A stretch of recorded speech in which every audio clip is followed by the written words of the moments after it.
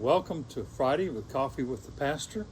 This week we're talking about studying the Bible, meditating upon the Bible, and going a little deeper. A couple of days ago I talked to you about a method that you could use to study the Scripture.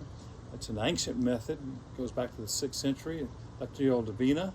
It's one that's been used for a long time and it's an effective one. But today I want to give you another one. It's a little bit more modern approach, but it's a very good approach. It's a deep approach. And it was taught to me by Dr. Stan Toussaint. I met Dr. Toussaint over 20 years ago, probably over 25 years ago now, at Tyler, Texas. I was an associate pastor there, and Dr. Toussaint had just retired from being the chair of Bible at Dallas Theological. He retired to Tyler, and he joined our church. And my responsibilities there were teaching on Wednesday nights, and Dr. Toussaint was usually there. One day he invited me to lunch, and we began talking, and he asked me about how I prepared for my teaching and how I studied the Bible and my approach to it. And we had a nice conversation about how to study the Bible and like that. But after a while, Dr. Toussaint looked at me and he said, "You know, Robert, you're a really good teacher." He said, "But with a little help, I think you could become a great teacher." That's probably as nice a way as anybody's ever said, "You need to improve." And he said, and then he offered to mentor me in how to study the Bible, and he did for the next year. I gave my Bible studies to him, and he critiqued them and told me what I could do better and showed me how to do things and all. And he showed me what they taught at Dallas Theological. Now, understand, this is the same method that Charles Swindoll was taught, Tony Evans was taught, Andy Stanley was taught, and they've had some great preachers come through there, and they were all taught this method. And I use this method almost every week in my sermon preparation. And I'd like to outline it today. Obviously, I can't go very deep because I don't have very much time on this, but I'd like to just introduce it to you.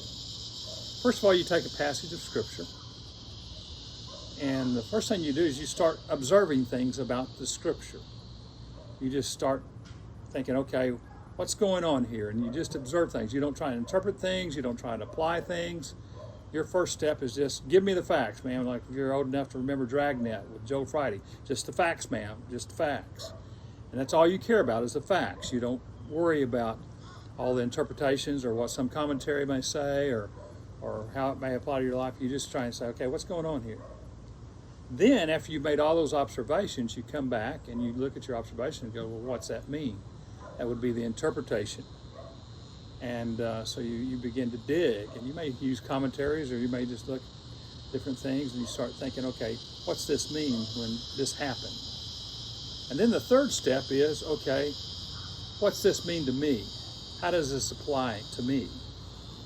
And that's really very important because it's very important for us to get back into the Bible time and understand what's going on and understand what God is saying to them. But it's equally as important for us to bring it to our day and understand the Bible's a living book, and what was true for them is also true for me, and how can I apply what was true for them to my life today? Very, very important. I thought I would kind of demonstrate, and I can't demonstrate much, and I can't demonstrate the whole passage, but I'll demonstrate just a little bit on a sermon I'm going to preach Sunday. An insight I got into it. I'm preaching through Hebrews 11, and this week I'm preaching a second sermon I've preached on Abraham. And this is what, in the writer of Hebrews, I believe in verses 17 through 19, talks about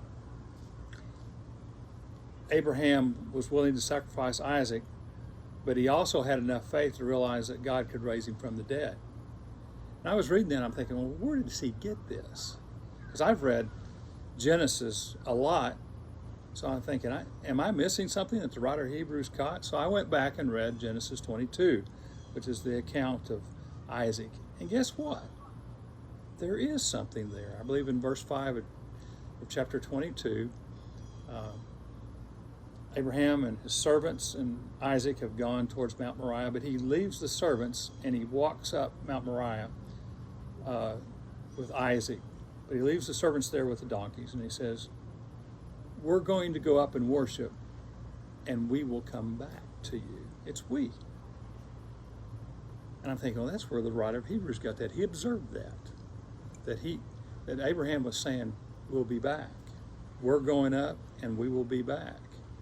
He didn't go up there and say, I'll be back. He said, we'll be back. And so that's an observation and that's an interpretation. Then what's the realism of all this? Well, he believed in resurrection. Now we know that God did not require him to sacrifice Isaac, but we also know that later God himself sacrificed his only begotten son, and he raised him from the dead. And we're to live in faith like Abraham had, and that we need to believe in the resurrection. We need to believe that Jesus was resurrected from the dead, and we need to believe that someday we'll be resurrected. And you can get that kind of study yourself just by looking at the method. The method is observation, interpretation, and application. I encourage you to study the Bible this way. Take some passages and go deep. And that will help you go deeper and apply it to your life. God's blessings upon you. Hope to see you Sunday.